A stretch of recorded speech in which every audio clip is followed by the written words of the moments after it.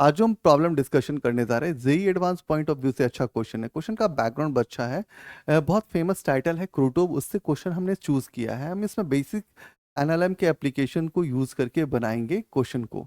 तो इसमें मुझे कांटेक्ट फोर्स ही कैलकुलेट करना है फिक्स एज के द्वारा। ठीक है, तो हम बताते हैं क्वेश्चन को सॉल्व करने के लिए हम जो मैथोलॉजी यूज कर रहे हैं उसके बारे में बताते हैं, क्वेश्चन क्या कह रहा है उसके बारे में बताते हैं। तो सबसे पहले क्वेश्चन समझ लेते हैं। तो अपने पास एक ब्लॉक है और एक सिलेंडर है। इनिशियल पोजीशंस टाइम जीरो पे इनका कोई भी डिस्प्लेसमेंट नहीं होता है और दोनों में हॉरिजॉन्टल ना वर्टिकल कोई भी डिस्प्लेसमेंट नहीं है। जब हम क्या करते हैं कि बी वाले ब्लॉक पे कांस्टेंट वेलोसिटी देते हैं और इसको मूव कराते हैं, इसको इतना आहिस्ता आहिस्ता मूव कराते हैं कि हम एक्सेलरेशन को एकदम जीरो रखे हैं। इसका मतलब नेट हॉरिजॉन्टल फोर्स यहाँ पे एक्ट नहीं कर रहा है। ठीक है, इतनी चीज़ें तो आप अपने दिमाग में सेटअप कर लीजिए। जब ये आहिस्ता आहिस्ता मूव किया तो ये जो सिलेंडर है, ये सिलेंडर और इस ब्लॉक के बीच में कितना गैप्स आ गया, तो ये गैप आ गया x equal to root under 2r। तो मान लेते हैं कि ये x है। तो ये यदि x चलेगा तो ऑब्वियसली है कि वो थोड़ा ब्लॉक जो स्लिप करेगा तो वर्टिकल भी मूव करेगा। तो मान लेते हैं कि ये वर्टिकल जो मूव किया है ये y मूव किया है। ठीक है, अब बात करते हैं कि कांटेक्ट फोर्सेस है। तो ये दो पॉइंट्स दिख रहा है आपको कांटेक्ट में लग रहा है। तो यहाँ इसके कांटेक्ट फोर्सेस का डायरेक्शन इधर होगा। तो ये N1 बन गया और ये क्या बन गया, N2 बन गया। ठीक है, और mg वर्टिकली डाउनवर्ड एक्ट कर गया। यहाँ से यहाँ तक का यदि आप सेंटर से यहाँ तक का डिस्टेंस देखें तो ये x/2 हो गया। ये एंगल थीटा हो गया, ये एंगल थीटा हो गया। इसको थोड़ा प्रोपोगेट करते हैं तो ये एंगल भी थीटा है और ये एंगल भी थीटा है। अब ध्यान से समझिए ज़रा बात को। हमने बोला कि इस ब्लॉक को बहुत आहिस्ता मूव किया, एक्सेलरेशन को हम लोगों ने जीरो रखा है और नेट हॉरिजॉन्टल फोर्स एक्ट नहीं करती है। इसके मतलब एक बहुत इंपॉर्टेंट पार्ट है कि जो मैग्नीट्यूड होगा N1 और N2 का, वो किसके बराबर हो जाएगा, n का। ये याद रख लीजिए, कॉपी में मन हो तो लिख भी लीजिएगा। तो यहाँ पे क्या हो जाएगा, इन दोनों के कंपोनेंट ब्रेक करेंगे तो क्या हो जाएगा, 2n cos थीटा हो जाएगा। अब आपको पता है कि इसमें हॉरिजेंटल एक्सेलरेशन तो जीरो हो रहा है। अब वर्टिकल एक्सेलरेशन की बात करना ही पड़ेगी, मुझे वर्टिकल एक्सेलरेशन चाहिए मुझे। अब यदि इक्वेशन बाइजेस हम लिखेंगे तो क्या लिखेंगे, mg minus 2n cos theta equal to m into A Y. अब आपके पास ए वाई पता चले तभी ना आप क्वेश्चन को सॉल्व कर पाइएगा। तो आप ए वाई पे वर्क कीजिए। अब वर्क करने से पहले आपको कुछ डायग्राम पे भी फ्रेम वर्क करना पड़ेगा। देखिए, ये एंगल थीटा है, ये वाई है आपके फिगर में दिया हुआ है, और ये x/2 है, और ये r है। यदि आप पैथागोरस लगाते हैं तो कितना लिखोगे, x²/4 plus y² equal to r² लिखोगे। ठीक है, आप इसको डिफरेंशिएट कर लो। डिफरेंशिएट करोगे तो कितना हो जाएगा, 1/4 हो जाएगा, और x² का कितना हो जाएगा, 2x हो जाएगा। इसका क्या आ जाएगा, dx/dt आ जाएगा, इसका 2y आ जाएगा, इसका dy/dt आ जाएगा, और कांस्टेंट जीरो हो गया। ठीक है, तो आप इसको कितना लिख सकते हो, इसको लिख सकते हो x/2 into dx/dt plus 2y into dy/dt equal to 0। अब आप वेलोसिटी v बराबर क्या लिखते हैं, तो dx/dt लिखते हैं, और velocity of vy equal to क्या लिखेंगे, dy/dt। बट हम यहाँ पे निगेटिव साइन देंगे, बोलेंगे कि जो सिलेंडर है वो लेफ्ट शिफ्ट किया है और उसका पोजीशन जो है वो डिक्रीज हुआ है, तो इसलिए माइनस vy लिखा है। ठीक है हमने, तो ये बड़ा इंपॉर्टेंट है, वो समझ लीजिए। तो अभी हम क्या करेंगे, x/2 इंटू dx/dt v हो जाएगा, ये 2y हो जाएगा, और ये क्या हो जाएगा, माइनस vy हो जाएगा इक्वल टू 0। आप क्या कीजिए, vy कैलकुलेट कीजिए। तो vy यदि आप कैलकुलेट करते हैं तो vy कितना आ जाएगा, vy आ जाएगा x/4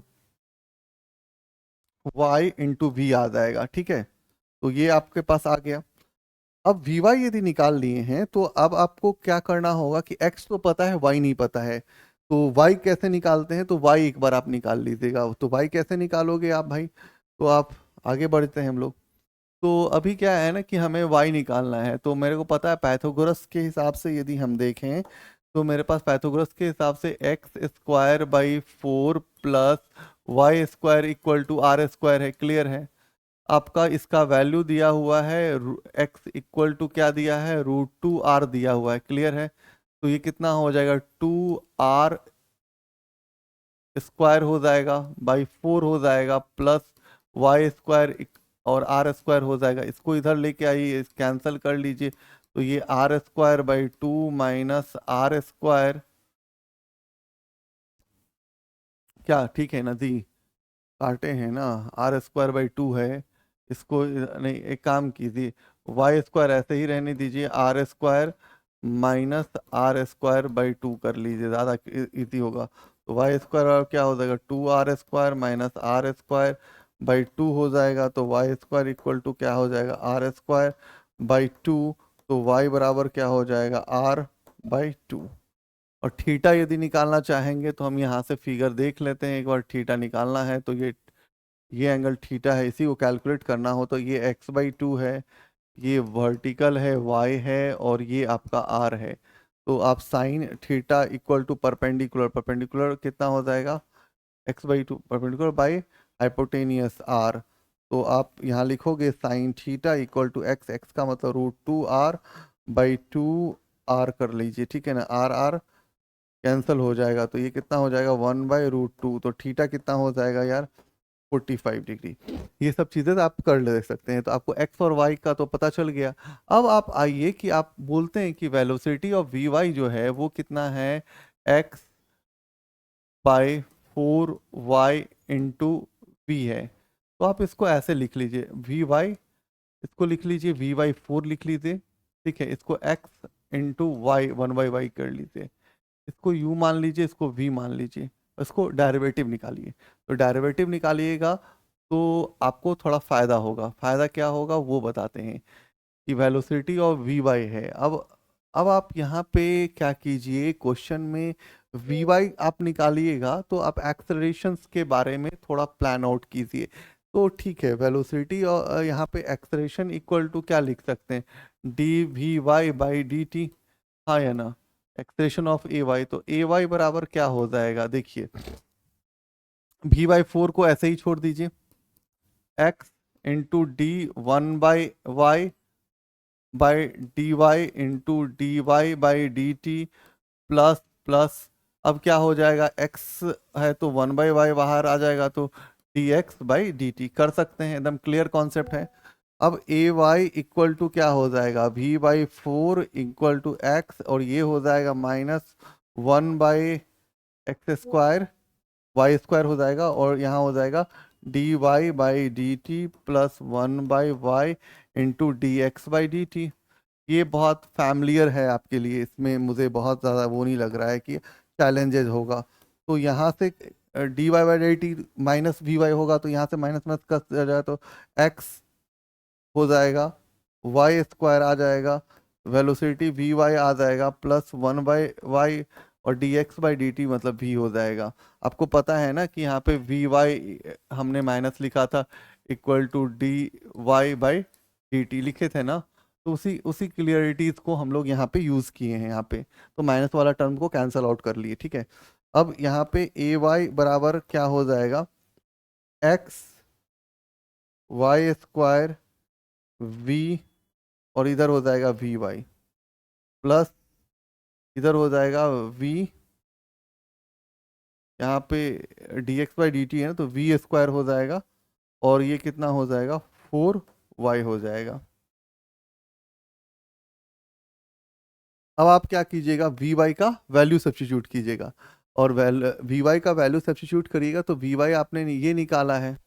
अब यहाँ से यदि वी वाई आप निकाले हैं तो वी वाई इक्वल टू क्या करोगे, एक्स का वैल्यू कितना होता है आप खुद बताइए। तो एक्स का वैल्यू आप बोल रहे हैं √2r सर जी, ठीक है, हम कर दिए। फिर 4 है, ये कितना हो जाएगा, r/2 इंटू वी।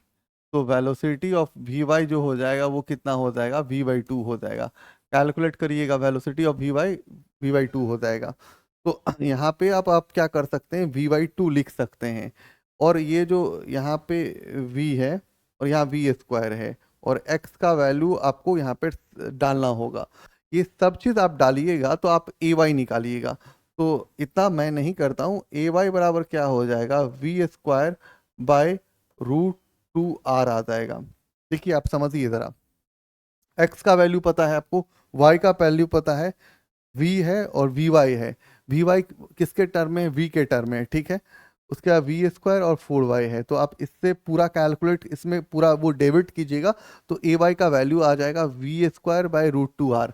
यहाँ पे मगजमारी कीजिए आप बैठ करके, क्योंकि आपको यदि क्वेश्चन बनाना है और आप ऑथेंटिक लोग हैं तो आप ये काम ज़रूर कीजिए खुद से, क्योंकि इस काम में मुझे मत पढ़ाइए, ठीक है। अब ए वाई पता चल गया। अब आप पीछे आइए, आपके पास जो इक्वेशन है, इक्वेशन क्या है, M G minus N cos theta into A Y, यही है ना जी आपका पूरा वैल्यू। अब यहाँ पे यदि आपको सब चीज पता है तो आप इक्वेशन क्या लिखिएगा, आप यही लिखिएगा ना sir ji, M G -2n cos theta और एम ए वाई, और ए वाई इक्वल टू हम क्या बोल रहे हैं, तो वी स्क्वायर बाय √2r, यही बोल रहे हैं। अब आप एम जी लिख लीजिए, -2n कॉस 45 डिग्री का मतलब कितना हो जाएगा, 1/√2 इक्वल टू ए वाई, मतलब वी स्क्वायर बाय √2r, ठीक है ना। तो ये क्या हो जाएगा, एम जी -n, यहाँ पे √2 इंटू √2 होगा, तो ये वाला रूट कट जाएगा, तो ये कितना हो जाएगा, इसको हम लिख सकते हैं √2 इंटू √2 डिवाइड बाई √2, तो √2 कट गया, तो √n हो जाएगा, ठीक है। और ये हो जाएगा M V square by √2 into R. इसको इधर लेके आइएगा, M G minus M V square by √2r into √2n। तो n का वैल्यू निकालना है, तो ये कितना हो जाएगा, M G by √2 minus M V square, और ये हो जाएगा 2r equal to n। n का वैल्यू निकल गया ना, इसी के पीछे हम फाइट मार रहे थे ना। तो इजी है, ना तो रोटेशन डाले, ना तो v equal to omega into R, कुछ भी नहीं किया मैंने। जो हमको आता है बेसिक्स नॉलेज ना, उसको यूज करके हमने सवाल को सॉल्व किया है। आप भी एक बार कोशिश कीजिए कि इस टाइप के सवाल को जो है ना, कि इस एनालिसिस से, इस अप्रोच से सॉल्व करने का, ये आपको बहुत सारा आइडिया दिया होगा कि यार हम ये बेसिक बेसिक एप्लीकेशन को यूज करके भी इस सवाल को सॉल्व कर सकते हैं। बहुत फंडामेंटल चीज़ है, बस हॉरिजेंटल का जो एनालिसिस है उसको याद रखिएगा, तो आपको क्वेश्चन सॉल्व करने में इजी होगा। तो आज के लिए थैंक यू, हमारे चैनल्स पे बने रहिएगा। हम कोशिश करते हैं कि वीडियोस ज़्यादा जल्दी जल्दी अपलोड करने, बट हो नहीं पाता है, सर्टेन कुछ वर्क फ्रेम नहीं कर पाते हैं, बट ट्राई करते हैं कि अच्छा क्वेश्चन आपको बता पाएँ। तो आज के लिए थैंक यू।